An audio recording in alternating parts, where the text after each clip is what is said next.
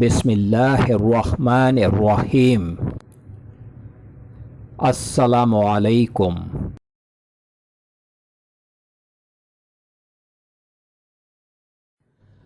Welcome to my channel خواب کی تعبیر پروفیشنل۔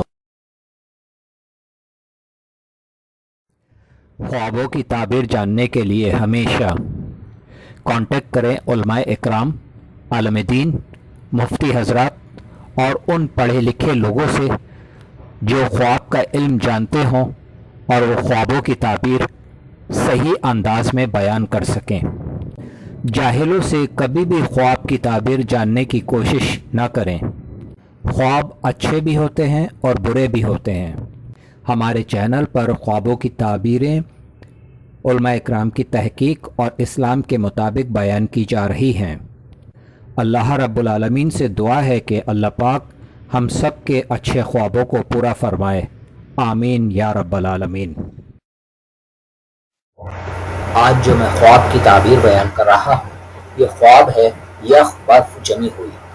حضرت دانیال رضی اللہ تعالیٰ عنہ نے فرمایا کہ یخ یعنی برف جمی ہوئی کو دیکھنا خواب میں کوئی غم و اندوہ ہوا کرتا ہے، خاص کر جب کہ اس کو اپنے وقت پر دیکھے، اور اگر کوئی دیکھے کہ وہ جمی ہوئی برف کھا رہا ہے تو دلیل ہے کہ وہ بہت روزی پائے گا، مگر یہ کہ جب وہ برف بہت سی اور بے مزہ انداز دیکھے جو اپنے وقت یعنی سردیوں کے موسم میں ہو، اور اگر دیکھے کہ وہ کچھ برف صاف ستھری اپنے گھر کو لے جاتا ہے تو دلیل ہے کہ بقدر اس برف کے وہ کوئی مال جمع کرے گا۔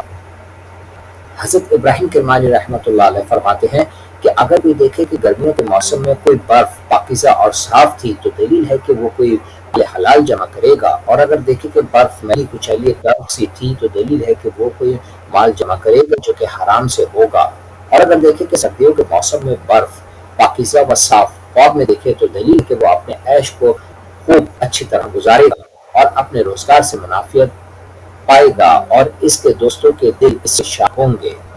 حضرت جابر مغربی رحمۃ اللہ علیہ فرماتے ہیں کہ درمیان سرد ملکوں کے موسم میں برف کو خواب میں دیکھنا دلیل خیر و منافعت اور تندرستی پر ہے، اور اگر گرم ملکوں میں دلیل قحط اور تندی اور اندھوا ہے، اور بعض اہل تعبیر میں بیان کیا ہے کہ یخ یعنی جمی ہوئی برف اور برق یا بجلی کا خواب میں دیکھنا جو درمیان سرد ملکوں کے ہو دلیل فراخی نعمت کا ہوتا ہے، اور اگر گرم ملکوں میں دلیل قحط اور اندھوا ہوا کرتا ہے۔ حضرت امام جاصادق رضی اللہ تعالیٰ عنہ نے فرمایا کہ یخ یعنی برف جمی ہوئے خواب میں دیکھنا 6 وجہ پر ہے۔ اول روزی فراخ، دوم زندگانی، سوم مال، چہرم نخ عرضہ، پنجم غم و انواع، ششم قحط و تنگی۔ السلام علیکم۔